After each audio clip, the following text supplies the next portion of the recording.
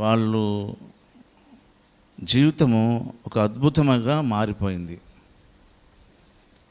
కనుక మన ఆత్మీయ జీవితంలో కొన్ని వాక్యాలను, దేవుని వాక్యాన్ని మనం ఆధారం చేసుకొని, దేవుడు న్యాయవంతుడు, ఆయన అన్యాయం చేయడు, న్యాయం తప్పడు అని అనడంలో తప్పేం లేదు. దేవుడు నిజంగా న్యాయవంతుడే. ఎందుకంటే దేవునికే న్యాయం జరగలేదు, దేవునికే న్యాయం జరగలేదు. చూడండి, లేఖనం గమనిద్దాం. యెషయా గ్రంథం 53వ అధ్యాయము 8వ వాక్య భాగం. 53వ అధ్యాయములో 8వ వాక్య భాగం. అన్యాయపు తీర్పు నొందిన వాడై అతడు కొనిపోబడెను. అతడు నా జనుల అతిక్రమం బట్టి మొత్తబడెను కదా. సజీవుల భూమిలో నుండి అతడు కొట్టివేయబడెను. ఆయనను అతని తరము వారిలో ఈ సంగతి ఆలోచించిన వారెవరు? చాలా మనం చదివిన వాక్య భాగంలో అన్యాయపు తీర్పు నొందిన వాడై అతడు కొనిపోబడెను. ఎవరి గురించి రాయబడ్డది ఈ మాట? అమ్మా అమ్మా ఏ దేవుడు? అట్లా చెప్పాలా, దేవుడు దేవుడు అనద్దు. ఎవరి గురించి రాయబడ్డదంటే మన ప్రభు అయిన యేసుక్రీస్తు వారి గురించి రాయబడ్డ మాట. ఆయన దేవుడు, ఆయన అన్యాయపు శిక్షను భరించాడు. చేయలేదు. ఎందుకంటే ఇది 53వ అధ్యాయం అంతా ప్రవచనం. యేసు ప్రభు వారికి ముందుగా యెషయా ప్రవచించిన ప్రవచనం. ఆ ప్రవచన వాక్య భాగాలను చూడండి. 2వ వాక్యం నుంచి, లేత మొక్క వలెను, ఎండిన భూమిలో మొలిచిన మొక్క వలెను అతడు ఆయన ఎదుట పెరిగెను. అతనికి స్వరూపమైనను సొగసైనను లేదు. మనం అతన్ని చూచి అపేక్షించినట్లుగా అతని యందు స్వరూపము లేదు. అతడు తృణీకరింపబడిన వాడాయను, మనుషుల వల్ల విసర్జింపబడిన వాడును, వ్యసనాక్రాంతుడుగాను, వ్యాధిని అనుభవించిన వాడుగాను, మనుషులు చూడనొల్లని వానిగాను ఉండెను. అతడు తృణీకరించబడిన వాడు గనుక మనం అతనిని ఎన్నిక చేయకపోతిమి. మన రోగములను భరించెను, మన వ్యసనములను వహించెను. ఆయనను మొత్తబడిన వానిగాను, దేవుని వలన బాధింపబడిన వానిగాను, శ్రమనొందిన వానిగాను మనం అతనిని ఎంచితిమి. మన అతిక్రమ క్రియలను బట్టి అతడు గాయపరచబడెను. తాను చేసిన అతిక్రమ క్రియలను బట్టి తాను గాయపరచబడలేదు. మన అతిక్రమ క్రియలను బట్టి అతడు, అనగా యేసు ప్రభు వారు గాయపరచబడ్డాడు. మన దోషములను బట్టి నలగొట్టబడ్డాడు. అన్యాయపు తీర్పు నొందిన వాడై ఆయన సిలువకు వేయబడ్డాడు. కనుక దేవునికే న్యాయం జరగలేదు. ఒకవేళ దేవునికి న్యాయం జరిగి ఉంటే ఈ రోజున మానవులమైన మనకి రక్షణ వచ్చేది కాదు. ఈ రోజున మనమందరము రక్షణలోకి రాగలటకు, రక్షణ అంటే పాపము నుంచి, శాపము నుంచి, రోగము నుంచి, దరిద్రత నుంచి, దుఃఖము నుంచే కాకుండా నిత్య నరకాగ్ని నుండి, ఈ 5 కలిపిన సమ్మేళనమే నరకం. ఈ 5 కలిపిన సమ్మేళనమే నరకం. నరకం అంటే ఇదే: పాపము, శాపము, రోగము, దరిద్రత, దుఃఖం. వీటి నుంచి దేవుడు మనల్ని విడిపించుటకు ఆయన అన్యాయపు శ్రమ నొందినవాడాయను. ఈ భూమి ఆకాశమును కలిగించిన సృష్టికర్త ఆయన. కనుక ఈ విషయాన్ని మనం మర్చిపోవద్దు. తండ్రి ఆయనే, కుమారుడైనే, పరిశుద్ధాత్మ కూడా ఆయనే. కనుక తండ్రిని వేరుగా, కుమారుని వేరుగా, పరిశుద్ధాత్మను వేరుగా చూడకండి. మన బాడీలోని కళ్ళు అవి హెడ్కు సంబంధించిన, హెడ్లో ఉండేటి పార్ట్స్ అవి. కళ్ళు, ముక్కు, నోరు, ఆ నోట్లోని అమ్మ దంతములు, ఇంకా లోపలోని నాలుక, ఇవన్నీ కూడా ఇందులో ఏ పార్ట్ కూడా దేహములోనిది కాదు అని చెప్పలేము. అలాగనే తండ్రి, కుమారుడు, పరిశుద్ధాత్మ దేవులు ముగ్గురు, అంటే మూడు తత్వాలు, మూడు భాగములు, మూడు మనస్తత్వాలు ఒకటే దేవుడు. తండ్రిగాను, కుమారునిగాను, పరిశుద్ధాత్మునిగాను ఆయన క్రియ చేయుచున్న దేవుడు ఆయన. కనుక ఇక్కడ రాయబడిన మాట ప్రకారంగా దేవుడు భూమిని ఆకాశమును కలిగించిన ఆ దేవాది దేవుడే అన్యాయపు శ్రమను భరించాల్సి వచ్చింది. మనము కొత్త నిబంధన గ్రంథం కూడా చూడాలి. కొత్త నిబంధన గ్రంథంలో యోహాను గారు రాసిన సువార్తలో పిలాతు యొక్క భార్య చెప్పిన స్టేట్మెంట్ చూడండి మీరు. యోహాను సువార్తలోనే కానీ, మత్తయి సువార్తలోనే కానీ, మత్తయి సువార్త చూడండి, 4 సువార్తలలో ఉంటుంది. ఈ మత్తయి సువార్త 27వ అధ్యాయం చూడండి.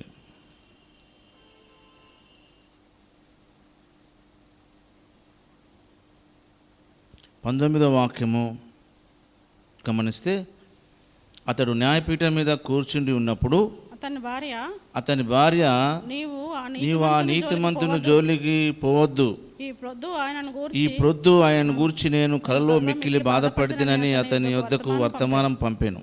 ప్రధాన యాజకులను పెద్దలను బరబ్బాను విడిపించమని అడుగుటకును యేసును సంహరించుటకును జనసమూహములను ప్రేరేపించిరి.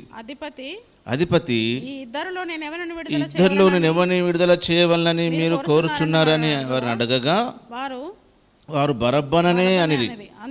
అందుకు పిలాతు అలాగైతే క్రీస్తు అనబడిన యేసును ఏమి చేతునని వారిని అడగగా సిలువ వేయమని అందరూ చెప్పిరి. అధిపతి ఎందుకు అతడు ఏ దుష్కారం చేసినని అడగగా వారు సిలువని మరీ ఎక్కువగా కేకలు వేసిరి. పిలాతు అల్లరి ఎక్కువ అవుతున్నదే గాని తన వలన ప్రయోజనం ఏమీ లేదని గ్రహించి నీళ్లు తీసుకొని జనసమూహం ఎదుట చేతులు కడుక్కొని ఈ నీతిమంతుని రక్తం గురించి నేను నిరపరాధిని మీరే చూచుకుని చెప్పాను. చాలమ్మా, ఇక్కడ పిలాతు కానీ పిలాతు భార్య కానీ యేసును ప్రభు గురించి చెప్తున్న మాటలు, ఇతను నీతిమంతుడు, ఇతనిలో ఏ దుష్కార్యము మేము చూడలేదు. కనుక దేవుడు అన్యాయముగా సిలువ వేయబడ్డాడు. అన్యాయం నొందిన వాడే కొనుపోబడ్డాడు. ఒకవేళ న్యాయబద్ధంగా అయితే అతనికి సిలువ వేయక పోయేవారు. యేసుప్రభు వారు కూడా సిలువలో అదే మాట అంటాడు, వీరేమి చేస్తున్నారో ఎరుగరు గనుక వీరిని క్షమించుమని తండ్రిని వేడుకున్నాడు. నిజంగా సిలువ వేసే వాళ్ళు ఒకవేళ యేసుప్రభు ఎవరో వాళ్ళు నిజంగా తెలుసుకున్నట్లయితే వాళ్ళు సిలువ వేయకపోయేవాళ్ళు. వాళ్ళు ఏమి చేస్తున్నారో వారు ఎరుగరు గనకనే, వాళ్ళు ఏం చేస్తున్న పని ఏంటో తెలియకనే వాళ్ళు యేసుప్రభు వారిని సిలువ వేశారు.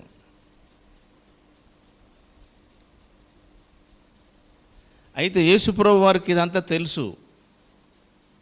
యేసుప్రభు వారికి ఇదంతా ఈ విషయాలన్నీ తెలుసు. ఇదే మత్తయి సువార్త చూడండి. మత్తయి సువార్త అదే 26వ అధ్యాయములో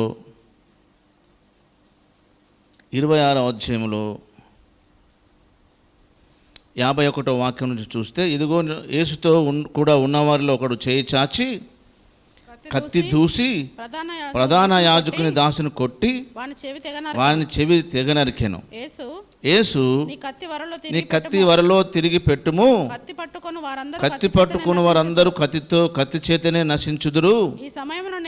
ఈ సమయమున నేను నా తండ్రిని వేడుకొనలేననియు వేడుకొనిన ఎడల ఆయన 12 సేనా వ్యూహముల కంటే ఎక్కువ మంది దూతలను ఇప్పుడే నాకు పంపడని నువ్వు అనుకొనుచున్నావా? నేను వేడుకున్న ఎడల గమనించండి ఆ మాట 54వ వాక్యం. నేను ఒకవేళ వేడుకున్నట్లయితే ఇలాగూ జరగవలనని లేఖనము ఎలాగూ నెరవేరునని అతనితో చెప్పాను. 54వ వాక్యాన్ని చాలా అండర్లైన్ చేసుకోండి. ఇలాగూ జరగవలనను లేఖనము ఎలాగూ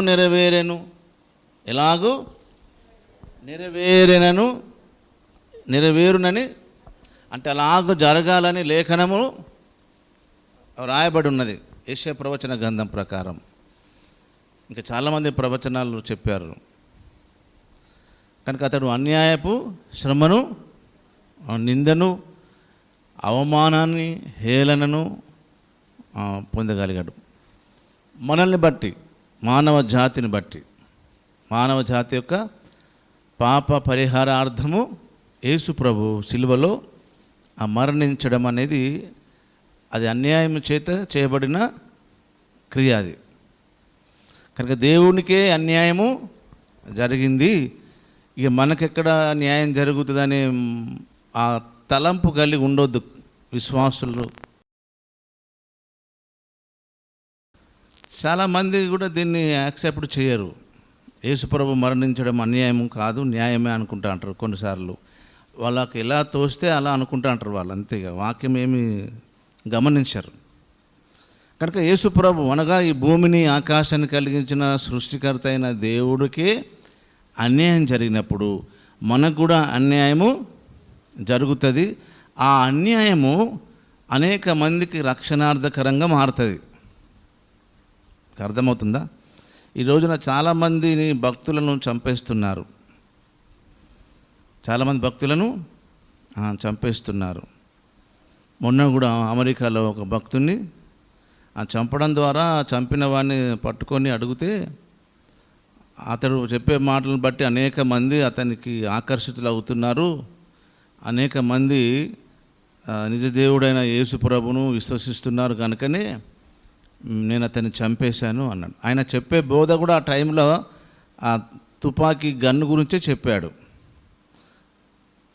అది అనవసరంగా వాడుకోవద్దు, వాడితే ఇలాంటి పరిణామాలు ఎదురవుతాయని చెప్పాడు. చెప్తూ ఉన్నప్పుడే అతన్ని కాల్చేశారు. ఎలాగైతేనేమి అది జరగవలసి ఉన్నది. యేసుప్రభు చెప్పిన ఆ వాక్య భాగం మళ్ళీ చూద్దాం. ఆ వాక్యం 26వ అధ్యాయంలో 26వ అధ్యాయము మత్తయి సువార్తలో నేను వేడుకున్న ఎడల ఇలాగు జరగవలనను లేఖనము ఎలాగూ నెరవేరునని అతనితో చెప్పాను. కనుక ఇలాగ జరగవలసి ఉన్నప్పుడు లేఖనము నేను మరొకలాగా ప్రవర్తిస్తే దేవుని లేఖనం ఎలాగ నెరవేరుతుంది? లేఖనాలను ఎరిగిన వాడైన దేవుడు, లేఖనమై ఉన్న దేవుడైన లేఖనమే ఆయనే లేఖనం, దేవుడే వాక్యము, వాక్యమే దేవుడు. మనం కూడా దేవుని వాక్యాన్ని చదివినప్పుడు, దేవుని వాక్యాన్ని వింటున్నప్పుడు దేవుడు కూడా మన జీవితంలో జరిగిన సంఘటనలు, జరగబోయే సంఘటనలు, అన్ని విషయాలు మనకు నిర్ధారణ కలిగిస్తాడు. దేవుడు తన వాక్యం ద్వారా మనల్ని దర్శిస్తూ ఉంటాడు, మాట్లాడుతూ ఉంటాడు. ప్రస్తుత కాలపు సమస్యల విషయంలో మాట్లాడతాడు, జరిగిపోయిన ప్రాబ్లమ్ గురించి మాట్లాడతాడు, జరగబోయే విషయంలో కూడా దేవుడు మాట్లాడతాడు. కనుక అన్యాయంగా శ్రమపడుచు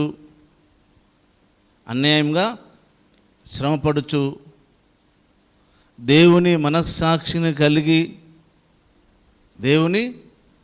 మనస్సాక్షి కలిగి దుఃఖము సహించినలా అది మీకు మంచిదగును.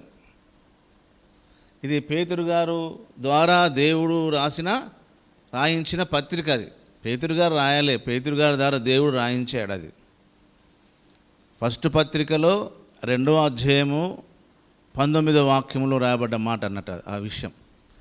కనుక అన్యాయంగా శ్రమపడే ఎవరైనా సరే, అన్యాయంగా శ్రమపడేవారు మీరు ఒకవేళ ప్రభు అయిన క్రీస్తును విశ్వసించిన వారై, మేము దేవుణ్ణి నమ్ముకున్నాము, మేము పరిశుద్ధమైన జనాంగము, మేము దేవునికి సొత్తైన వారము, మేము ప్రత్యేకించబడిన వారము, వింటున్నారమ్మా, మేము చాలా స్పెషల్ అని చెప్పుకునే వాళ్ళందరికీ వర్తించేది.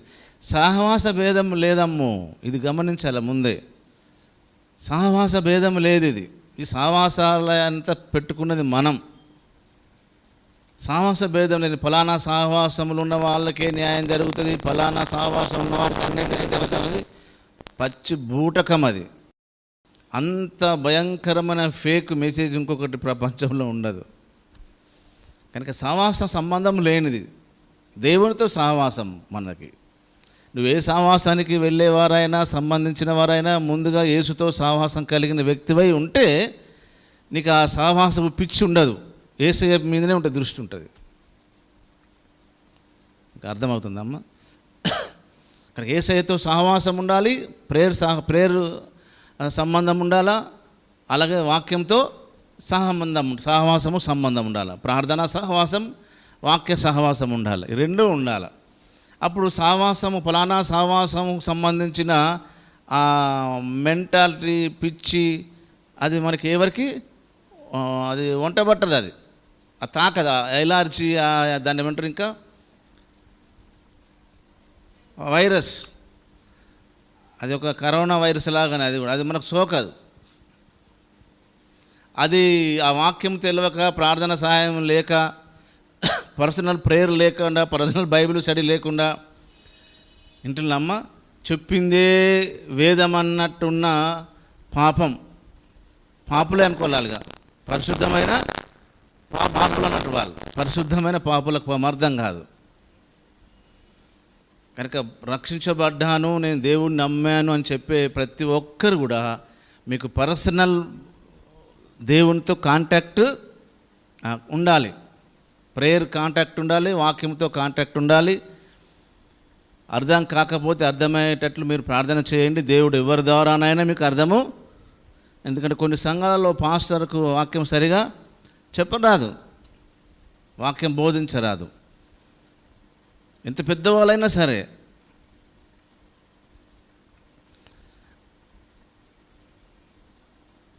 అందుకనేనేమో దేవుడు పనికి మాలిన నా ద్వారా ఈ విషయాన్ని మీకు తెలియజేస్తుండని నేను అనుకుంటున్నాను.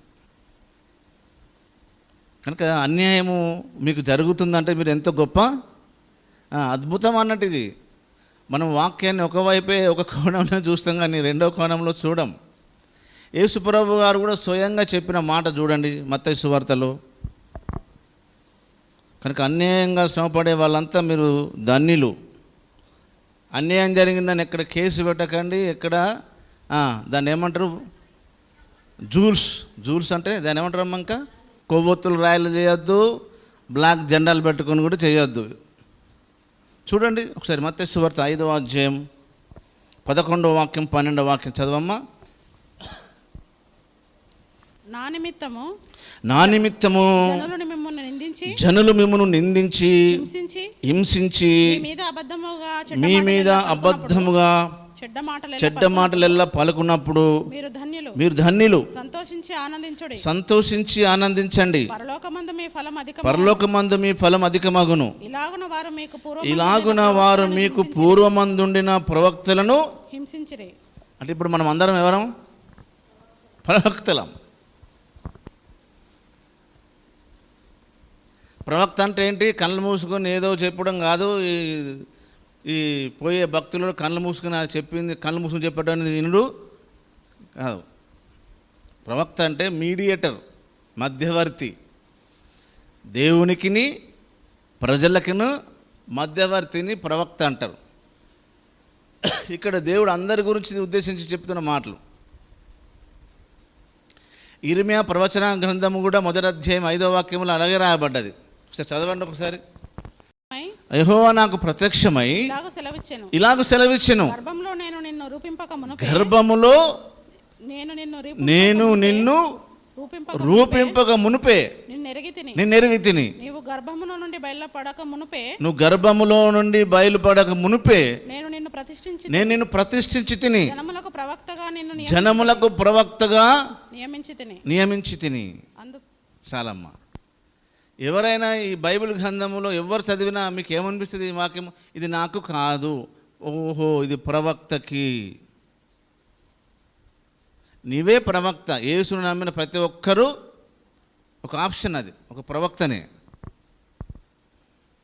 యేసు ప్రభుని నమ్మిన ప్రతి ఒక్కరూ ఒక ప్రవక్త, ఒక ఆప్షన్. సెకండ్ ఆప్షన్ స్పెషల్గా కొంతమందిని దేవుడు ఎన్నుకుంటాడు, అదొక సెకండ్ ఆప్షన్. కానీ ఫస్ట్ ఆప్షన్ మాత్రం అందరము ప్రవక్తలు. ఎలాగంటే ప్రవక్త అంటే దేవునికిని మనిషికిని మీడియేటర్, మధ్యవర్తి. దేవుని విషయాలన్నీ ప్రజలకు చెప్పడము, ప్రజల విషయాలు, బాగోగులు, కష్ట సుఖాలన్నింటినీ మన ప్రభు అయిన యేసుకు చెప్పడం. ప్రార్థన చేయట్లేదా మన దేశం కొరకు, మన దేశ ప్రజల కొరకు, మరి బాగు కొరకు, రక్షణ కొరకు? ఏమ్మా? అలాగే దేవుడు చెప్పే మాటలను కూడా మనం సాధ్యమైనంత మట్టుకు మన పొరుగు వారితో షేర్ చేసుకుంటలేమా? దాన్ని ఏమంటారు? వారినే ప్రవక్త అంటారు. కనుక పూర్వమందున్న మీ ప్రవక్తను ఇలాగనే కనుక హింసించబడము, అవమానించబడము, నిందించబడడం అనేది కేవలం స్పెషల్గా యేసుప్రభు నమ్మిన వారిలో స్పెషల్గా జరిగే కార్యం కాదు. యేసుప్రభు నమ్మిన వాళ్ళంతా స్పెషలే. మళ్ళీ అందులో స్పెషల్ కాదు. మళ్ళీ ఇంకా ఎవరైతే యేసుని నమ్ముతారో వాళ్ళందరికీ ఏం కలుగుతుంది? సన్మానం జరగదు. ఇది బాగా గుర్తుంచుకోండి. యేసుని నమ్మితే జరిగేది ముందు కార్యం ఏంటంటే హింస. చాలామంది పాపము పాస్టర్స్కు తెలియక యేసుప్రభు నమ్ముకుంటే మీకు బాగా అవుతుంది, మీకు పెళ్ళి అవుతుంది, మీకు కాదు మీ పాపకు కూడా పెళ్ళి అవుతుంది అంటారు. ఏమ్మా? ఉద్యోగం వస్తుంది మీకు, ఇట్లా చెప్తా అంటారు. అవి జరగవు. వాళ్ళు ఎవరితో మళ్ళీ ఆ విషయాన్ని చెప్పుకోక నమ్మనప్పుడు కంటే నమ్మిన తర్వాత చాలా మనస్తాపం కూడా అవుతారు వీళ్ళు. పాస్టర్ గారితో నేను చెప్పలేరు, ఆయన పాస్టరు, ఆయన ప్రవక్త అని ఏమనంటే మళ్ళీ మన మీదికి శాపం వస్తుంది. ఈ ప్రవక్తలంతా శాపించడం తప్ప ఒక్కడు దీవించడం లేడమ్మా. నాకు తెలిసిన ప్రవక్తలు అయితే ఒక్కటి దీవించడం లేడు, అంతా చెప్పించడోళ్ళే. కాకపోతే కొంచెం ట్రెండ్ మార్చుకున్నాడు ఇప్పుడు అన్నట్టు. మంది రావడానికి నీకు అది కలుగును గాక, ఆశీర్వాదం కలుగును గాక, నీకు అది కలుగును గాక, గాకనే ఉంది కానీ ఏమీ లేదు. ఆ గాకనే మిగిలింది కానీ ఏమీ లేదు. నీకు దేవుడి నుంచి ఏదైనా నీకు కావాలంటే నువ్వు దాని కొరకైనా సిద్ధపాటు దేవుడే చేస్తాడు మనకి. ఆ సిద్ధపాటే సిస్టమేటిక్ లైఫ్ స్టైల్, క్రమశిక్షణ అంటారు దాన్ని. ఆ క్రమశిక్షణ లేకుండా మనం దేవుని పిల్లలం అనేదానికి అవకాశం లేదని దేవుడే అంటున్నాడు. దేవుడు అంటేనే బాగుంటుంది మనకు. వాక్యం అంటే మళ్ళీ ఎవరో అనుకుంటా అంటారు. గోడ మీద ఉన్నది వాక్యము, దేవుడేమో కనబట్టోడు, వాక్యమే గోడ మీద ఉన్నది అనుకుంటాను. అట్లా తయారైన భక్తులు, తయారు చేసిండ్రు భక్త జనాంగం. దేవుడికి ప్రత్యేకించబడ్డ వాళ్ళం. అదే ఇర్మియా గ్రంథం చూడండి, అక్కడ ప్రవక్తల గురించి కొంచెం రాయబడ్డ మాట చదువుదాం.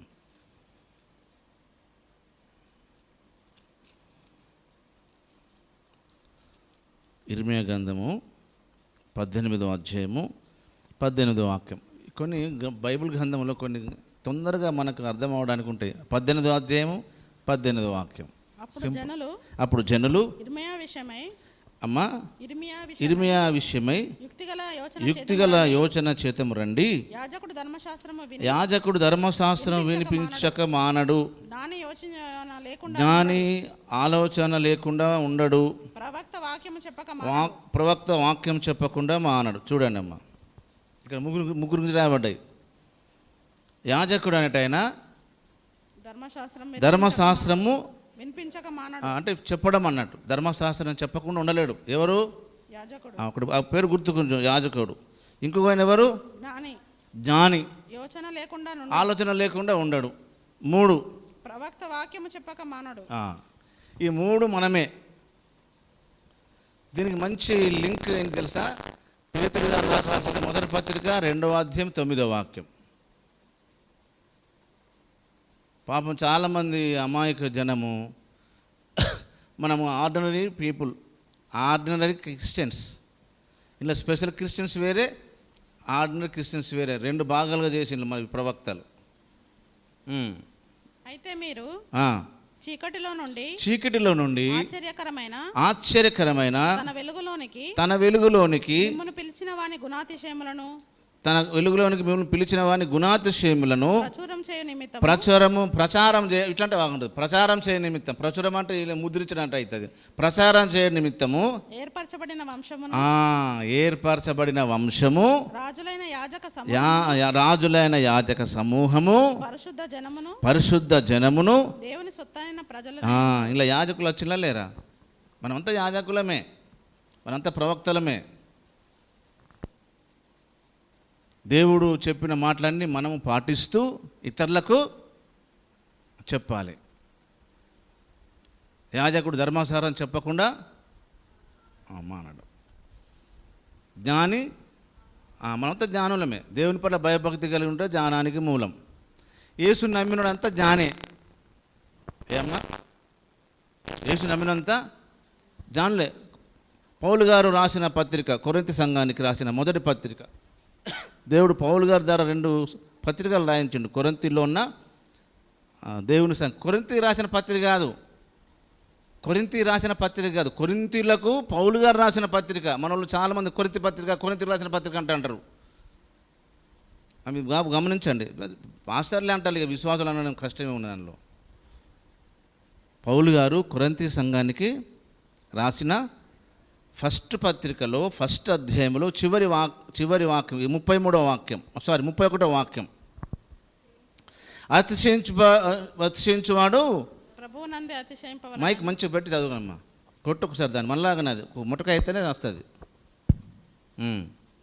అతిశయించువాడు ప్రభునందే అతిశయించవలనని వ్రాయబడినది నెరవేరినట్లు దేవుని మూలంగా ఆయన అంటే ఎవరు? మీ ఆయన కాదు, మా ఆయన కాదు, యేసు ప్రభు. ఆయన అంటే మనం మీ ఆయన అనుకున్నారు. ఆయన మూలముగా ఆయన మనకు జ్ఞానమును, చూసారా? యేసు ప్రభు మనకు జ్ఞానము, నీతియు, పరిశుద్ధతయు, ఆయన మనకు జ్ఞానమైండు. వీళ్ళు చెప్పిందంతా వినండి, వీళ్ళు అందరు చెప్పేది వాక్యం వినండి. కానీ వాళ్ళు చెప్పింది కరెక్ట్ ఉందో లేదో మీరు ఇంటికి వెళ్ళి మళ్ళీ చూసుకోండి. వింటున్నామ్మా? వీళ్ళు చెప్పే వాక్యాలు దుమ్ము వినండి, ఇష్టమైనది వినండి. కానీ వాళ్ళు చెప్పినవి కరెక్టా కాదని రిఫరెన్స్ చూసి ఇంట్లో పోయి చూసుకోండి. చెప్పేదానికి వాక్యం చెప్పేదానికి సూటబుల్ అవుతుందా? వాక్యం ఒకటి ఉంటే ఒకటి చెప్తున్నారా అమ్మా? వాక్యం ఒకటి ఉంటే ఒకటి చెప్తా అంటారు.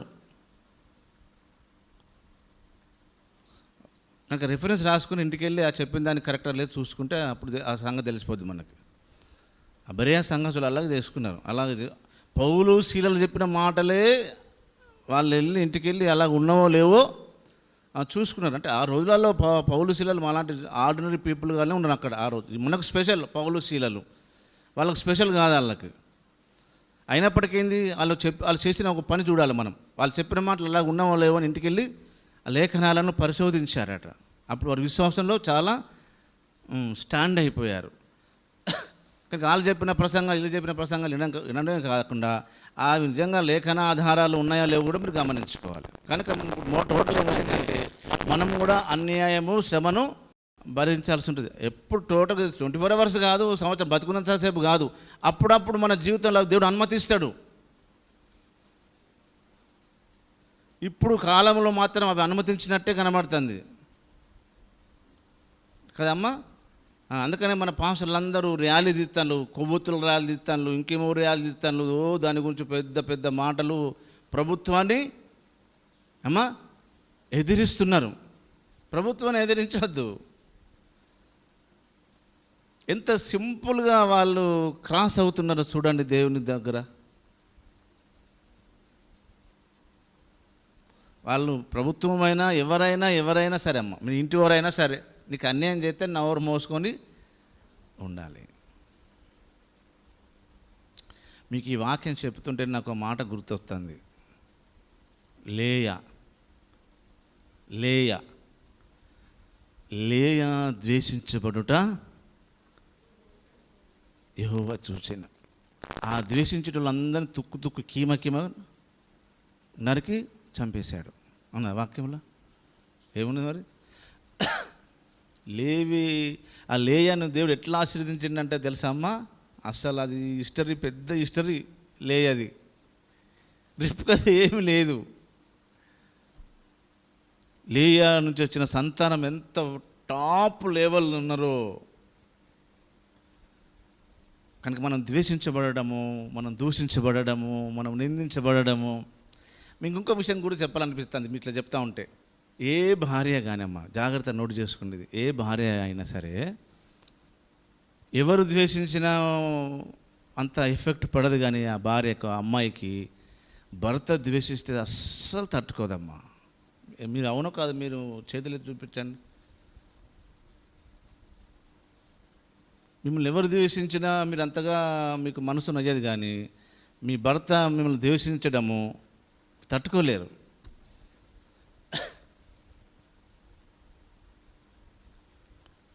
లేయా ద్వేషించబడ్డది యాకోబు ద్వారా. అసలు యాకోబు అసలు ఆమెను ప్రేమించలేదు. ప్రేమించని వానితో కాపురం చేసేసింది. మీరు బైబిల్ చాలా జాగ్రత్త చదివితే ఇవన్నీ దేవుడు తెలియజేస్తాడు. రక్షించు ప్రభు అని చెప్పడానికి మారు మనసు లేనోడా? ఎవరు? యాకోబు. అటు డాడీకి చెప్పలేదు, ఇటు భర్తకు చెప్పలేదు, ఫ్రెండ్స్కి చెప్పలేదు, ఎవరికి చెప్పలేదు. దేవుడే అనుమతించాడు. ఆమె గర్భంలో నుంచి ఎంతమంది వచ్చారు తెలుసా? ప్రవక్తలు. టోటల్ ప్రవక్తలు అందరూ ఆమె గర్భం నుంచి వచ్చిన వాళ్ళే. మోషే, సమూయేలు, వీళ్ళంతా ఆమెకు సంబంధించిన వాళ్ళే, లేయాకు సంబంధించిన వాళ్ళే. టోటల్ చెక్ చేసుకుంది బైబిల్ గ్రంథంలో. రిబ్కాకు పుట్టినది ఒక యాకోబే అమ్మా. రాహేలు. రిబ్కా కాదు, రాహేలు పుట్టినాడు ఒక యాకోబే. యాకోబు ఇశ్రాయేల్ సంతానం, ఇశ్రాయేల్. కానీ లేయా ద్వారా చాలా ఎస్టాబ్లిష్ అయింది దేవుని కార్యం. కనుక మీరు ద్వేషించబడము, దూషించబడము, నిందించబడము, అవమానము పడడము, తిరస్కరించబడము, ఇదంతా పెద్ద ప్లాన్డ్గా దేవుడు చేస్తుండే మీ జీవితంలో. నేను ఎంత చెప్పినా మీకు వినంతసేపే మీకు బాగుంటుంది. కానీ ఆ తర్వాత మీకు దేవుడు మళ్ళీ ఇట్లా అంటే కథ అంతా మర్చిపోతారు. అలా చేయడం మంచిది, దేవుడే చేస్తారు అలా. కనుక మీరు ఎంత ద్వేషించబడ్డా అన్యాయపు శ్రమను, అన్యాయపు నిందను మీరు పొందితేనే మీకు దేవుని చిత్తం జరుగుతుంది. ఆయా సందర్భాల్లో, ఆయా విషయాల్లో, ఆయా పరిస్థితులలో. కనుక ఒకవేళ ఈ వాక్యం వినే వాళ్ళు ఎవరైనా సరే అన్యాయపు శ్రమను పొందుతుంటే దేవుని గురించిన మనస్సాక్షి కలిగి అని రాయబడ్డది. దేవుని గురించిన ఆ దేవునికి ఉన్న మనస్సాక్షి ఏంటిది? యేసు ప్రభుకున్న మనస్సాక్షి ఏంటిది? ఇలా జరగవలని లేఖనము ఉండగా నేను ఇంకొకలాగా ఎలా చేయాలి అన్నాడు. కనుక నీ జీవితంలో కూడా నిజంగా మీరు ప్రార్థన చేయగలిగితే మీరు అనుభవించే శ్రమ, అన్యాయము, ఈ నష్టము దేవుడు మీకు అట్టిగానే క్లారిఫికేషన్ ఇస్తాడు మీకు. మీరు మంచి మనసుతో దేవుని దగ్గరికి వెళ్తే. ఇప్పుడు యేసుప్రభు ప్రార్థన చేశాడు కదా, మనకు అందరికీ తెలిసిన ప్రార్థన కదా, దేవా నీ చిత్తమైతే గిన్నె నా యొద్ద నుంచి తీసివేయి, అయినను నా ఇష్టం కాదు నీకు ఇష్టమైతేనే అన్నాడు. అది జెన్యున్గా చేసిన ప్రార్థన, యథార్థంగా చేసిన ప్రార్థన. అలా మీరు చేయండి, మీ జీవితంలో ఖచ్చితంగా దేవుని ఆన్సర్ వచ్చేస్తుంది. అంటే నాకు చేస్తుంది, డౌటే లేదు అందులో. మీ ప్రార్థనకు జవాబు రాకపోవడం కారణం మీరే, దేవుడు కాడు.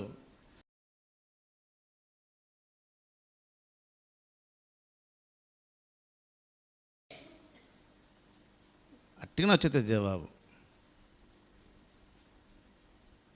కానీ ఆ జవాబు తట్టుకునేంత ఎందుకంటే మనకు పూర్తి వ్యతిరేకం కదా జవాబు. అలాంటప్పుడు మరి ఎలా భరించగలరు? కనుక కొన్నిసార్లు దేవుడు ఆ ప్రార్థన వింటాడే తప్ప జవాబు ఇవ్వడు. ప్రతి ప్రార్థనకు జవాబు దేవుడు ఇవ్వాలని రూలు లేదు, కానీ వాక్యం ఉంది. రూల్ అన్నట్టు అది ఒక మందు ప్రార్థన చేయొచ్చు వత్తరేమి నాకు మొరపెట్టుతురేమి నేను మీ మనవి ఆలకించేదను అన్నాడే కానీ విడిపించేదని అనలే. శ్రమలో మీకు తోడై ఉంటాను అన్నాడు తప్ప శ్రమలో మిమ్మల్ని విడుదల కలిగజేస్తానని అనలే. అంటే అక్కడక్కడ ఉన్నాయి, కానీ దేవుని వాక్యం 2 ఆప్షన్స్ ఉంటాయి. అంత బుక్ మొత్తం టోటల్ బైబిల్ గ్రంథంలో అంత 2 ఆప్షన్స్ ఉంటాయి.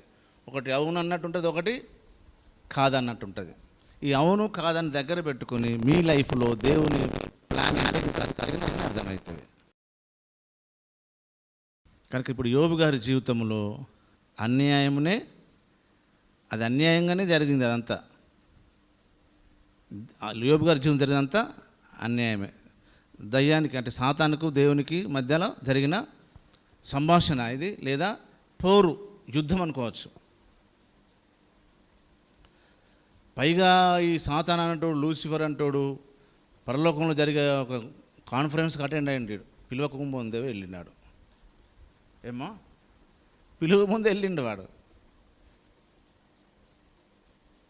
మనకేమో ఆ విషయం తెలియదు. వాడు ఎక్కడికన్నా వెళ్ళొచ్చు, వాడు మనకి ఆ పర్మిషన్ ఉంది, మనకి ఆ పాస్బుక్ ఉంది, పాస్ అంటారు, గేట్ పాస్ అంటారు, ఆ గేట్ పాస్ ఉంది వానికి. మనమేమో వాడు రాకముందు ముందే బంధిస్తాం. బంధించినా వస్తాడు, ఆల్రెడీ ముందే ఉంటాడు.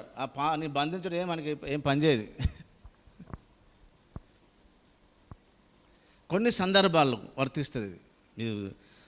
మీరు దేన్ని బంధించారు, దాన్ని బంధిత అన్నాడు దేవుడు కదా. కొన్నిసార్లు ఎన్ని బంధించినా బంధించబడవు, అది వాస్తవం. ఇది కొన్ని విషయాలు జరుగుతాయి, బంధించబడతాయి, కొన్ని విషయాలు బంధించబడాయి. కొన్ని విషయాలు నువ్వు ఓపెన్ చేయాల్సి ఉంటుంది, కొన్ని విషయాలు ఓపెన్ చేయాల్సి ఉంటుంది. ఈ అంతా మనము అర్థం చేసుకోవాలి దేవునిలో, దేవుని వాక్యాన్ని, దేవుణ్ణి. కనుక దేవుడు అంత మాట్లాడతాడు. నువ్వు ఎక్కడి నుంచి వస్తున్నావు, ఏంటి నీ విషయాలు, ఏం సమాచారం అన్నట్టు అడిగిండు వాడిని. అర్థమైందా? ఎక్కడి నుంచి వస్తున్నావు, ఏంటి సంగతులు, భూమి మీద యోబు గురించి అడిగిండు మళ్ళీ దేవుడు. వాడు కూడా ఆల్రెడీ యోబు మీద కన్నేసి పెట్టిండు, ఒకటి నిఘా పెట్టిండు ఆల్రెడీ యోబు గారి మీద. ఆ దేవుడు కూడా అన్నీ తెలిసినాడు కనుక ఆయన గురించి అడిగేసరికి వాడు వాస్తవం చెప్తున్నాడు. నువ్వు ఆయనకు కంచేసినావు కదా, నేను పోకుండా ఎన్నోసార్లు ట్రై చేసినా కానీ పోకుండా అయింది నాకు. అసలు ఆడు పోయింది అందుకే కావచ్చు నా డౌటు. పర్మిషన్ గురించి పోయినట్టున్నాడు. యోబు గారిని అటాక్ చేయడానికి పర్మిషన్ గురించి పోయినట్టు పోయింది అక్కడికి. చూడండి ఒకసారి యోబు గ్రంథం, యోబు గ్రంథం 1st చాప్టర్లో. ఎందుకంటే అన్యాయపు శ్రమను పడాల్సి వచ్చింది యోబు. 6వ వాక్యం గమనిస్తే, దేవదూతలు యెహోవా సన్నిధిని నిలుచుటకై వచ్చిన దినం ఒకటి తటస్థించెను. ఆ దినమున అపవాది అగు వాడు వారితో కలిసి వచ్చెను. యెహోవా అంటే వాడు కూడా అక్కడికి వెళ్ళిండు. ఈ 6వ వాక్యం గమనిస్తే దేవదూతలంతా కలిసి ఒక సమావేశానికి హాజరైనట్టు రాయబడ్డది. ఇదే యోబు గ్రంథం చూడండి ఒకసారి. 1వ అధ్యాయం 6వ వాక్యం దగ్గర పెట్టుకొని 15వ అధ్యాయంలోని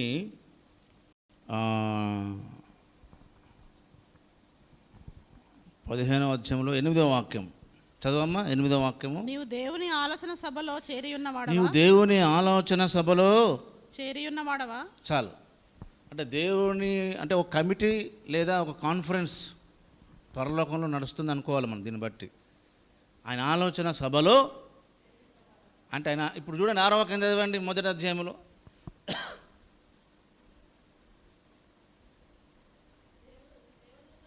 మైక్ కట్టమ్మ ఒకసారి. దేవదూతలు యెహోవా సన్నిధిని నిలుచుటకై వచ్చిన దినం ఒకటి అదే ఒక కాన్ఫరెన్స్. దేవుడు ఒక కాన్ఫరెన్స్ ఏర్పాటు చేసి ఆ కాన్ఫరెన్స్లో కొన్ని విషయాలు ఏవో మాట్లాడుకునే సభ అది. ఆయన ఆలోచన సభ, ఆయన ఆలోచన చేస్తుండ కమిటీతో. అందులోకి వీడు వెళ్ళిండు. ఈయనకి పర్మిషన్ ఉంది, లేకుంటే ఎట్లా పోతాడు? నా డౌటు వీడు పోయింది పర్మిషన్ గురించి అనుకోవాలి. ఇప్పుడు మొదటి అధ్యాయం చూడండి, మీకు అర్థమవుతుంది. కేసు యొక్క పూర్వపరాలన్నీ జాగ్రత్తగా పరిశీలన చేస్తే మనకు అర్థమవుతుంది. ఇది అంతే వాక్యం కూడా. ఇక్కడ దేవుడు అంటాడు యోబు అపవాదితో, నువ్వు ఎక్కడ నుంచి 7వ వాక్యం, యెహోవా నువ్వు ఎక్కడి నుండి వచ్చితివని వాడిని అడగగా, అపవాది భూమి మీద ఇటు అటు తిరుగులాడచ్చు, అందులో సంచరించుచు వచ్చితినని యెహోవాకు ప్రత్యుత్తరం ఇచ్చెను. అందుకు యెహోవా, నీవు నా సేవకుడైన యోబు సంగతి ఆలోచించితివా? అతడు యథార్థవర్తుడును న్యాయవంతుడై దేవుని యందు భయభక్తులు కలిగి చెడుతనమును విసర్జించిన వాడు, భూమి మీద అతని వంటి వాడు ఎవడు లేడు. చూసారా, మోషే గురించి కూడా అలా రాయబడ్డది. భూమి మీద సాత్వికుడు, మోషే లాంటి సాత్వికుడు ఒక్కడు లేడు అన్నాడు. అలాగే బాప్టిజం ఇచ్చే యోహాను గురించి భూమి మీద ఒక్కడు లేడు అన్నాడు. ఇట్లా కొంతమంది దేవుడు చెప్పిండు భూమి మీద ఒక్కడు లేడు, వాళ్ళు ఒక్కడే అని చెప్పిండు. అట్లనే ఇప్పుడు యోబు గురించి చెప్తున్నాడు, అలాంటి వాడు ఒక్కడు కూడా లేడు అని అడగగా అపవాది ఏమంటాడంటే, ఊరకయే దేవుని అందు గట్టిగానే ఫ్రీగా ఉన్నాడు అనుకుంటా, భయభక్తి కలిగి ఉండడానికి. ఆయన ఏం ఫ్రీగా లేడు, భయభక్తి కలిగి ఉండడానికి. నీవు అతనికి అతనికి ఇంటి వారికి అందరికీ కలిగిన సమస్తమునకు చుట్టూ కంచె వేసిదివి కదా. నీవు అతని చేతి పని దీవించుట చేతనే అతని ఆస్తి దేశంలో బహుగా విస్తరించి ఉన్నది. ఆయనను ఇప్పుడు పోయి నీ చేయి చాపి అతనికి కలిగిన సమస్తం మొత్తినట్లయితే అతని ముఖం ఎదుటనే దూషించి నిన్ను విడిచిపోవును అని యెహోవాతో అంటే, దేవుడు ఏమంటాడు? ఇదిగో అతనికి కలిగిన సమస్తము నీ వశమున్నది, అతనికి ఏమాత్రం హాని చేయకూడదని అపవాదికి సెలవుగా వాడు యెహోవా సందు బయలు వెళ్ళి పని స్టార్ట్ చేసిండు. ఇక్కడ అపవాది ఒక మాట అంటాడు దేవునితో, 11వ వాక్యం, అయినను నీవిప్పుడు నీ చేయి చాపి అతనికి కలిగిన సమస్తమును. అలా చేయడు దేవుడు. దేవుడు స్వయంగా తన బిడ్డల పట్ల అంత ప్రవర్తించాడు. అపవాదిని వాడుకున్నాడు దేవుడు. వాడైతేనే బాగా కక్ష తీర్చుకుంటాడు, మనల్ని చాలా హింసిస్తాడు, అనారోగ్యంగా చాలా ఎంత ఘోరంగా చేస్తాడంటే మన ప్రాణం కంప్లీట్గా పోయింది అన్నట్టుగానే ఉంటుంది. అంత టార్చర్ చేస్తాడు ఆరోగ్య విషయంలో, మెంటల్గా, ఫైనాన్షియల్గా. కంప్లీట్ దేవుడి నుంచి దగ్గర మనకి కంప్లీట్గా హోప్లెస్, దేవుని కంప్లీట్ నెగిటివిటీ తీసుకొస్తారు. అలా దేవుడు చేయలేడు, అందుకే అప్పచెప్తారు అన్నట్టు. అందుకే ఆ దేవుడు అప్పచెప్తూ ఏమన్నాడు తెలుసా? 12వ వాక్యం, ఇదిగో అతనికి కలిగిన సమస్తము నీ వశం ఉన్నది, అతనికి మాత్రం ఏ హాని చేయకూడదని. చూసారా, అతనికి ఏ హాని చేయకూడదని. అలాగనే రెండోసారి కూడా అలాగే చెప్తాడు దేవుడు. చూడండి, ఆ మాట చూద్దాం. 2వ అధ్యాయంలో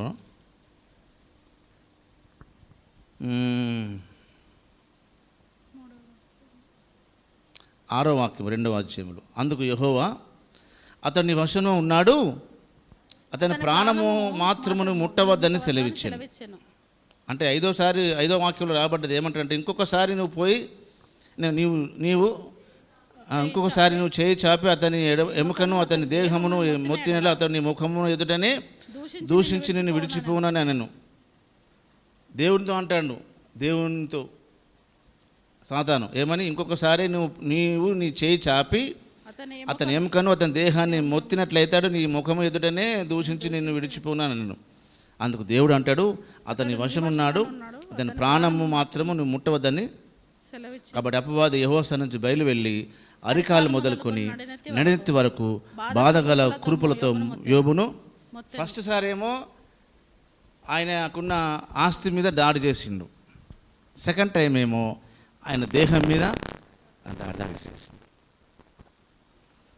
ఈ పర్మిషన్ కొరకే వాడు కాన్ఫరెన్స్కి వెళ్ళినట్టున్నది పరలోకం.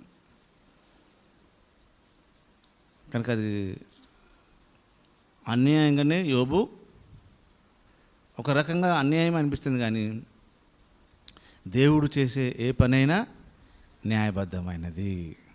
ఆయన నిజంగా ఆయన అన్యాయం చేయుట అసంభవం, అన్యాయం చేయడు. కానీ అన్యాయము మన జీవితానికి న్యాయం కంటే గొప్ప మేలు కలుగుతుంది. ఇది గమనించాలి. యోసేపు కూడా అన్యాయమే జరిగింది. ఏం తప్పు చేశాడని అతన్ని అన్నలు కొట్టి చంపడానికి ప్రయత్నం చేసి మిద్దెలకు అమ్మాల్సిన పరిస్థితి ఎందుకు? ఏం తప్పు చేశాడు? అసలు ఆలోచించండి. ఏమైనా తప్పు చేశాడా? లేదే. ఆయనకు పడిన కళను వాళ్ళతో షేర్ చేసుకున్నాడు, తన కుటుంబీకులతో. అది తప్ప కాదు కదా. మరి ఒకవేళ యోసేపు కూడా అలాగనే యోచించాడా? యోసేపు అలా ఎన్నడూ యోచించలేదు. నేనేం తప్పు చేశానని దేవుడు నాకు శిక్షించాడు, నేనేం పాపం చేశానని దేవుడు నన్ను మా అన్నల చేత మిద్దెలకు అమ్మేటట్లు చేశాడు అని దేవుని మీద ఏమాత్రము నెగిటివిటీ రాలేదు యోసేపుకు. సాతాను మాత్రం పని చేస్తూనే ఉన్నాడు. మనం ఎప్పుడు సాతాను చూడొద్దు, కానీ సాతాను వెనకాల ఉన్న దేవుని హస్తాన్నే చూడాలి. అందుకని యోసేపు ఏమన్నాడు? మీరు ఇక్కడికి నన్ను పంపించలేదు, దేవుడే నన్ను ఇక్కడికి అని. కనుక దేవుడు ఎలా పంపించాడంటే అన్నయ్యల చేతనే పంపించాడు. వాళ్ళు సన్మానం చేసి సత్కరించి పంపిస్తే వచ్చేవాడా? అలా. కనుక యేసును నమ్మిన వారికి సన్మానం కాలదు, హింస కలుగుతుంది, దుఃఖం కలుగుతుంది, ఒంటరితనం కలుగుతుంది. అందరూ ఉన్నప్పటికీ నీ కుటుంబీకులు, స్నేహితులు, బంధువులు, మీ తోటి విశ్వాసులు, సంఘము, సహవాసము, అందరూ బిషపులు, ప్రవక్తలని చుట్టూ ఉన్నప్పటికీ, కుటుంబీకుల్లో ప్రవక్తలు ఉన్నప్పటికీ, అపోస్తులు ఉన్నప్పటికీ ఇలా చెప్పుకుంటూ పోతే ఎన్నని చెప్పవచ్చు. కానీ నీవు మాత్రం ఒంటరి పోరాటమే చేయాలి. పర్సనల్, వ్యక్తిగతంగా నీవు ఫేస్ చేయాలి ఆ సమస్యను. మెంటల్గా ఫేస్ చేయాలి, ఫిజికల్గా ఫేస్ చేయాలి. కనుక మెంటల్గా, ఫిజికల్గా ఫేస్ చేయాలంటే నీవు దేవునితో సంబంధం కలిగి ఉండాలి, వ్యక్తిగత సహవాసం ఉండాలి, వ్యక్తిగత బైబిల్ స్టడీ ఉండాలి, దేవుని చేత ఏర్పాటు చేయబడిన సేవకుల ఉపదేశములో క్రమములో మనం ఉండాలి. వాళ్ళే అపోస్తులు అంటే ప్రత్యేకించబడిన వారు, దేవుని సేవకులు, దేవుని సేవకులకు ప్రత్యేకించబడ్డాళ్ళు అన్నట్టు. వాళ్ళు ఎన్నడూ తమ్మును తాము కనపరుచుకోరు, దేవుణ్ణే. వాళ్ళు సొంత మాటలు ఏం చెప్పరు, దేవుడు చెప్పిన మాటలే చెప్తాంటారు. చాలా డేర్గా చెప్తారు. మళ్ళీ వాళ్ళు కలిపి చెరిపే మనుషులుగా ఉండరు వాళ్ళు. అందుకని వీళ్ళు కొంత మనసు నొచ్చుకుంటుంది. వినే వాళ్ళకి ఆ అపోస్తులు చెప్పే బోధ కొన్ని మనసుకు నొచ్చుకుంటుంది. అపోస్తుల కార్యక్రమం 2వ అధ్యాయంలో పేతురు గారు చెప్పిన మాట అదే కదా. చూడండి ఒకసారి అక్కడ ఎలా రాయబడ్డదో ఆ మాట. అపోస్తుల కార్యగ్రంథం 2వ అధ్యాయంలో, అపోస్తుల కార్యగ్రంథం చూడండి, 2వ అధ్యాయం చూడండి. అపోస్తుల బోధ అనేది స్పెషల్, దేవుని చేత ఏర్పాటు చేయబడ్డ సేవకు. ఈ రోజున అందరూ సేవకులే, అందరూ పాస్టర్లే, మంచిదే. కానీ అందులో దేవుడు ఏర్పరచుకున్నారు ఎవరు మీకు ఎలా తెలుస్తుంది? ఆ సునేమిరాలు అన్నది, మా ఇంటికి వచ్చిపోయేటాడు డూప్లికేట్ భక్తులు అనలే. భక్తి గలవాడు దేవుడు అంటే భక్తి లేని దేవుడు ఉంటారని అర్థం. 2వ అధ్యాయం అపోస్తుల కార్యగ్రంథం వారు ఈ మాట విని 36వ వాక్యం, మీరు సిలువ వేసిన యేసునే దేవుడు ప్రభువుగాను క్రీస్తుగాను నియమించెను. ఎవరితో అంటున్నాడు ఈ మాట? అక్కడ ఉన్న ప్రజలందరితో అంటున్నాడు ఆ మాట. మీరు సిలువ వేసిన ఈ యేసునే అని చెప్పింది. మీరు సిలువ వేసిన ఈ యేసునే దేవుడు ప్రభువుగాను క్రీస్తుగాను నియమించెను. ఇది ఇశ్రాయేలు వంశం అంతయు రూఢిగా తెలుసుకోవాలి. వాళ్ళందరూ సిలువ వేయమని కేకలు వేయలేదా? వాళ్ళందరూ ఆ ప్రజలతోనే చెప్తాను. ఇంత ధైర్యంగా చెప్పాలా? మీరు సిలువ వేసిన ఈ యేసునే అంటాడు. వాళ్ళెవరు సిలువ వేసినట్టుగా మీకు బాపతి వాళ్ళు, మీ బాపతి మీ కులం వాళ్ళు అంటలేడు. మీరే సిలువ వేశారు అంటున్నారు. అక్కడ ధైర్యంగా చెప్పగలుగుతున్నాడు. గమనించారా?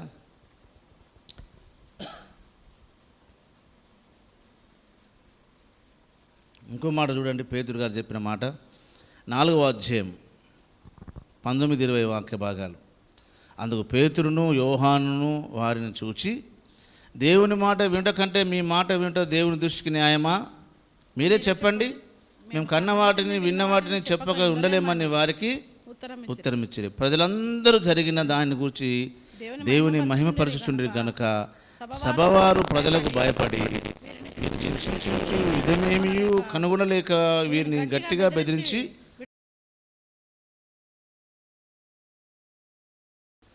మన ఆత్మీయ జీవితంలో దేవుడు కొన్నిసార్లు మనకు అన్యాయాన్ని అనుమతిస్తాడు, కష్టాన్ని అనుమతిస్తాడు, అనారోగ్యాన్ని అనుమతిస్తాడు, అపజయాన్ని అనుకరిస్తాడు, మన పిల్లలు కూడా అనుకరిస్తాడు. ఆడు ఫెయిల్ అయిందే మంచిది అయింది, నిజం. వాళ్ళు ఫెయిల్ అయిందే సబ్జెక్ట్లో మంచిది అయింది. ఫ్యూచర్లో వాళ్ళు చాలా వాళ్ళ రూటు వేరే ఉంటుంది దేవుని దృష్టిలో. అందరూ పాస్ అవ్వాలని ఏమీ రూల్ లేదు. పాస్ అయ్యే వాళ్ళు అందరూ కలెక్టర్లు ఏమి కారు, డాక్టర్లు ఏం కారు. ఇది బాగా గుర్తుంచుకోవాలి మనం. దేవుడు మనకి ఏదో అన్యాయం చేసిందని అనుకోవడం కాదు. ఒకవేళ అన్యాయమైనా దాని వెనకాల దేవుని న్యాయమైన ఆలోచన గొప్పది, మనకు అర్థం కాదు. మీరు బైబిల్ గ్రంథంలో ఎక్కడైనా చెక్ చేయండి. వాళ్ళు దేవుని చేత ద్వేషించబడి, దూషించబడి, ప్రజల చేత, కుటుంబీకుల చేత వెలివేయబడిన వాళ్ళంతా చాలా హై స్టేజ్లో ఉంటారు. కనుక మీ పిల్లలైనా, మీరైనా, మీ కుటుంబీకుల విషయంలో, మీ బంధువుల విషయంలో మీకు అన్యాయం జరిగింది, కొన్నిసార్లు తక్కువతనమే మనకు గొప్ప ఆశీర్వాదం. మీకు అర్థం అవ్వట్లేదు అది. కనుక మనకు జ్ఞానం లేకపోవడం, తెలివి లేకపోవడం మనం ఎంతో మంచిది అది. చాలామందికి బాగా జ్ఞానం. ఏ జ్ఞానం? లోక జ్ఞానం. ఈ లోక జ్ఞానం కలిగిన వాడికి దేవుని గురించిన విషయాలు ఏం అర్థం కావు, అస్సలు అర్థం కావు. లోక జ్ఞానము లేని వానికి దేవుని విషయాలు చాలా అర్థమవుతాయి. ఎందుకంటే ఈ లోక జ్ఞానం తెలియదు కదా, దేవుని జ్ఞానం బాగా అర్థమవుతుంది. లేకుంటే ఇంక అన్నీ సందేహాలే. ఆ సందేహాలు వచ్చినప్పటికీ దేవుడు క్లారిఫై చేసినా అస్సలకే వాడు నమ్మడు. ఇది మాకు గుర్తుంచుకోవాలి. ఎందుకంటే ప్రకృతి సంబంధమైన వాడు దేవుని నమ్మడు. ఆ మాట చూడండి ఎంత చక్కగా రాయబడ్డది బైబిల్లో. కొరింథీ పత్రిక, భక్తుడు కొరింథీ సంఘానికి రాసిన ఫస్ట్ పత్రికలో, ఫస్ట్ పత్రికలో 2వ అధ్యాయము 14వ వాక్యం. ప్రకృతి సంబంధమైన మనుషుడు దేవుని ఆత్మ విషయంలో అంగీకరింపడు. అవి అతనికి వెర్రితనంగా ఉన్నవి. అవి ఆత్మానుభవం చేతనే వివేచింపదగును గనక అతడు వాటిని గ్రహించగలడు. ఆత్మ సంబంధమైన వాడు అన్నిటినీ వివేచించును గాని అతడెవని చేతనైనా వివేచింపబడడు. చాలమ్మా, చూసారా? ఈ పత్రిక రాసింది ఎవరికో ఒకసారి చూడండి. ఫస్ట్ పత్రికలో ఫస్ట్ అధ్యాయం ఫస్ట్ 2 వాక్యాలు. దేవుని చిత్తం వలన యేసుక్రీస్తు యొక్క అపోస్తులుడుగా ఉండుటకు పిలువబడిన పౌలును, సహోదరైన సోస్తేసునుకు, కొరింథీలో ఉన్న దేవుని సంఘమునకు. ఇది బాగా పాయింట్ నోట్ చేసుకోండి. కొరింథీలో ఉన్న దేవుని సంఘమునకు అంటే క్రీస్తు యేసునందు పరిశుద్ధపరచబడిన వారై పరిశుద్ధులుగా ఉండుటకు పిలువబడిన వారికిని మనకును ప్రభువుగా ఉన్న ప్రభు అయిన యేసుక్రీస్తు నామములో ప్రతి స్థలములలో, హైదరాబాదులో, బొంబాయిలో, కలకత్తాలో, ఢిల్లీలో, ఆదిలాబాద్లో అన్నట్టు ప్రతి స్థలములలో ప్రార్థించే వారందరికీ చెప్పండి. ఇందులో ఉన్నారు పరిశుద్ధపరచబడిన వారై. అక్కడ మాట చూడండి, పరిశుద్ధపరచబడిన వారే పరిశుద్ధులుగా ఉండుటకు పిలువబడిన వారికి రాయబడిన పత్రిక. ఈ పరిశుద్ధపరచబడిన వారై పిలువబడిన వారిలో ప్రకృతి సంబంధం వారు ఉన్నారు. పరిశుద్ధపరచబడిన వారే పరిశుద్ధులుగా ఉండకు పిలువబడిన వారికంటే వారిలో కూడా ప్రకృతి సంబంధమైన వాళ్ళు ఉన్నారు, శరీర సంబంధమైన వారు ఉన్నారు, ఆత్మ సంబంధమైన వారు ఉన్నారు. 3 రకాల మనుషులు ఉన్నారు. చూడండి 3వ అధ్యాయంలో 3వ వాక్యం. మీలో అసూయయు కలహములు ఉండగా మీరు శరీర సంబంధమైన మనుషులు రీతిగా మాట్లాడుకుని వారు కారా? ఒకడు చాలమ్మా. అంటే మీకు 3 డిఫరెంట్ క్వాలిటీస్ చెప్తున్నట్టు. ప్రకృతి సంబంధమైన వాడు, శరీర సంబంధమైన వాడు, ఆత్మ సంబంధమైన వాడు. 3 రకాల ప్రజలు ఉన్నారు అక్కడ. పరిశుద్ధపరచబడిన వారిలో అమ్మా పరిశుద్ధపరచబడిన వారి పరిశుద్ధులుగా ఉండుటకు కనుక మనం కూడా పరిశుద్ధపరచబడిన వారమే, పరిశుద్ధులుగా ఉండడానికి పిలువబడ్డ వారం మనం అందరం. మనలో ఈ ప్రకృతి సంబంధమైన వాటిని, శరీర సంబంధమైన వాటిని అన్నింటిని మనము చూసుకోవాలి మనలో. అప్పుడు దేవుని కార్యాలు మనకు అర్థమవుతాయి, దేవుడు అర్థమవుతాడు. అన్నిటికీ మనము దాని ఏమంటారు, మళ్ళీ గుర్తొస్తలేదు అది అమ్మా, ర్యాలీ చూసాడు. ర్యాలీ దేవుని సిస్టమ్ కాదు. పన్నులు తినడము దేవుని సిస్టమ్. అన్యాయంగా శ్రమపడుచు దుఃఖము సహించిన అది హితమగును. ఇంకా ఇందుకే మీరు అది పాయింట్.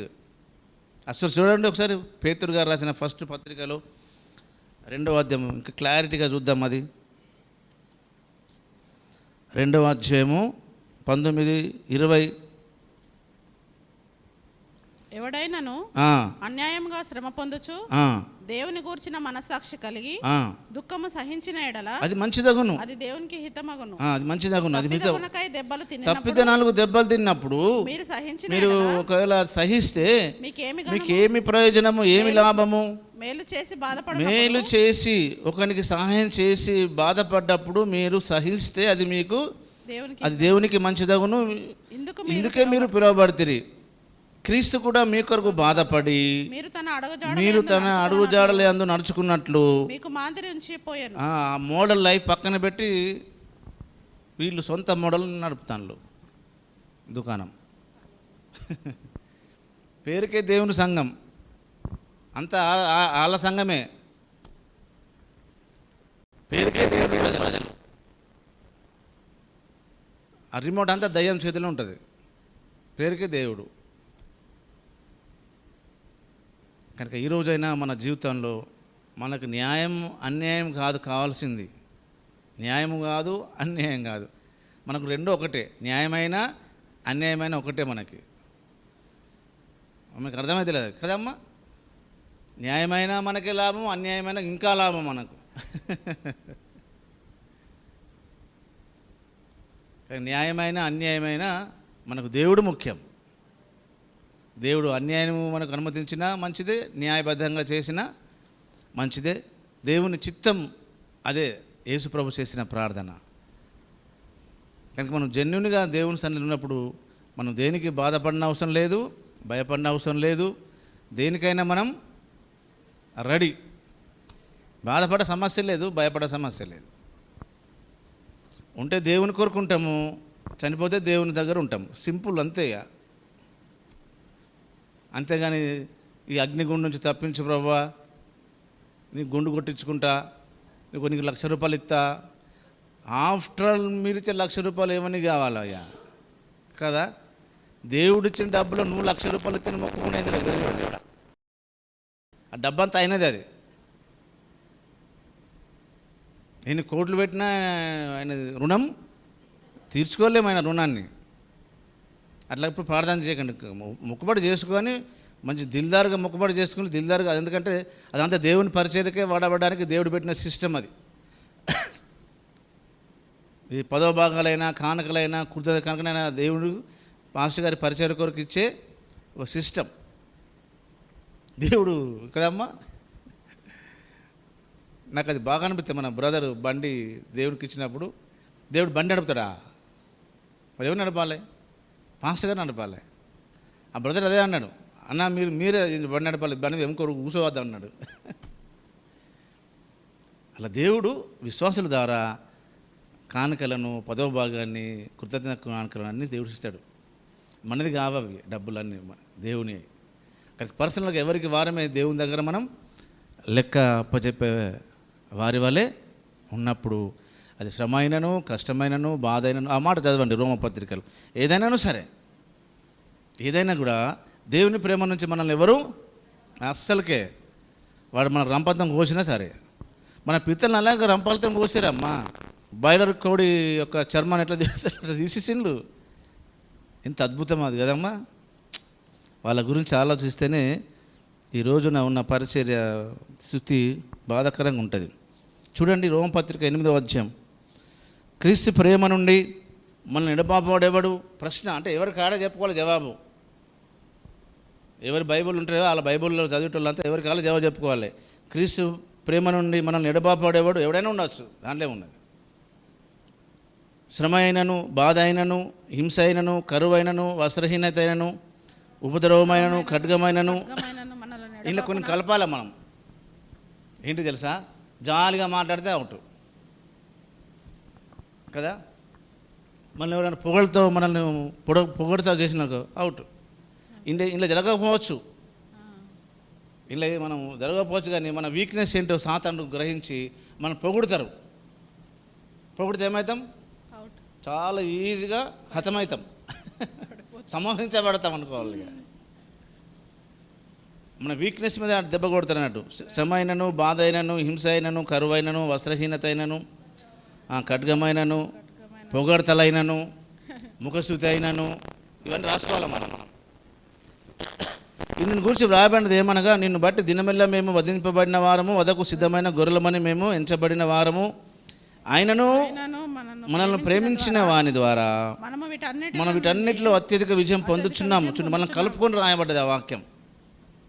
ఆ 37వ వాక్యములో ఆ మాట గమనించి, మనలను ప్రేమించిన మనలను అని రాయబడ్డది అక్కడ. పౌలు గారు ఆ రోమా సంఘానితో రాసుడే కాకుండా మనల్ని అందరినీ కలుపుకొని రాశాడు మనలను అని. మనలను ప్రేమించిన వాని ద్వారా మనం వీటన్నిటిలో అత్యధిక విజయం పొందుతున్నాం. వీటన్నిటిలో మరణమైన, జీవమైన, దేవదూతలైన, ప్రధానులైన, ఉన్నవైనా, రాబోవైనా, అధికారులైన, ఎత్తైన, లోతైన, సృజింపబడిన మరి ఏదైనాను మన ప్రభువైన క్రీస్తునందలి దేవుని ప్రేమ నుండి మన ఎడబాప నేరమని పక్క. మీరు మమ్మల్ని తుక్కు తిట్టినా పర్లేదు, మేము మిమ్మల్ని తుక్కు తిట్టినా పర్లేదు. పాశ్రమ తుక్కు తిట్టింది, నేను చర్చికి రానంటే నీకు మరమసలేనట్టుగా. కొంతమంది పాస్టర్లు, నువ్వు చర్చిలో ఉంటే నేను చర్చికి రానని కొందరు పాస్టర్లు మీరు చర్చికి వస్తే చర్చికి రామ్ అంటారు. అలా చర్చే మళ్ళా ఏం మారు మనసో, ఏం ప్రవక్తలో, ఏం అపోస్తులో అర్థం కాదు. కనుక మనకు ఏది లేదు, కష్టం లేదు, బాధ లేదు, పొగడతలు లేవు. మనం తిట్టిన పర్లే, మనల్ని సన్మానించిన పర్లే, పొగిడిన పర్లే, ఏదైనా డోంట్ వరీ. మనం పొగిడితే మనం ఏమి సంతోషించేటోళ్ళం కాదు, తిట్టినంత మాత్రాన కృంగిపోయే వాళ్ళం కాదు. ఎందుకంటే మనం మరణమైనాం, మనం మరణించిన వానికి సంతోషం ఉండదు, బాధ ఉండదు. అట్లా మనం క్రీస్తు యేసులో మీరు మరణించి తిరిగి అని రాయబడ్డది. కనుక పైన వాటి అందే దృష్టి మనసు ఉంచండి, కానీ భూలకు సంబంధించిన వాటి మీద మనసు ఉంచకూడదు. ఎందుకంటే మీరు ఆ మాట చదివి ప్రార్థన చేద్దాం. ఇక్కడ దేవుని కార్యాలన్నీ న్యాయబద్ధమైనవి. అన్యాయంగా కనబడతాయి, నిజంగానే అన్యాయం జరుగుతుంటుంది. కానీ దాని విషయంలో మనం ఎక్కడికి, ఎవరి దగ్గరికి న్యాయం కొరకు వెళ్ళొద్దు. యేసుప్రభు చాలా ఫీల్ అవుతాడు కదా, ఆయన న్యాయవంతుడే. కొలస్సీ పత్రికలో భక్తుడు పౌలు గారు కొలస్సీలో ఉన్న దేవుని సంఘానికి రాసిన పత్రిక 3వ అధ్యాయంలో మొదటి 3 వాక్యాలు, మీరు క్రీస్తు కూడా లేపబడిన వారు అయితే, ఏమంటాడు? మీరు క్రీస్తు కూడా లేపబడకుండా నో ప్రాబ్లం. లేపబడిన వారైతే ఈ రోజున అందరూ తన కలుగుతారు. లేపబడిన ఈశ్వరు లేచాడు కదా, ఈస్టర్ పండుగ అని పెట్టుకుంటాంటారు. లేవకుండా పండుగ చేసుకుంటా అంటాడు. ఎంత బాధకరం కదమ్మా. అని లేపడోడు ఎవరు లేడు, చెప్పడోడు లేవాడు, వినడోడు లేవాడు, ఇద్దరు. మీరు క్రీస్తు కూడా లేపబడిన వారైతే పైన వాటిని వెదకండి, అక్కడ క్రీస్తు దేవుని కుడి పార్శ్వమున కూర్చున్నాడు. పైన వాటి మీదనే కానీ భూ సంబంధమైన వాటి మీద మనసు పెట్టకున్నకుడి, ఏలనగా మీరు మృతి పొందితిరి. మీ జీవము క్రీస్తుతో కూడా దేవుని యందు దాచబడ్డదట. మన జీవం ఎంత అద్భుతం, ఎంత అమోఘం. మనకు జీవమై ఉన్న క్రీస్తు ప్రత్యక్షమైనప్పుడు మీరును ఆయనతో కూడా మహిమయందు ప్రత్యక్షపడుదురు. కనుక మీరు దేనికి చింతించిన అవసరం లేదు. చింత ఉంటుంది, బాధ ఉంటుంది, భయం ఉంటుంది, దుఃఖం ఉంటుంది, అపజయం అన్నీ ఉంటాయి మనకి. ఉగాది పచ్చడిలాగా మన ఉగాది పచ్చడే, మన లైఫ్ అంతా ఉగాది పచ్చడే.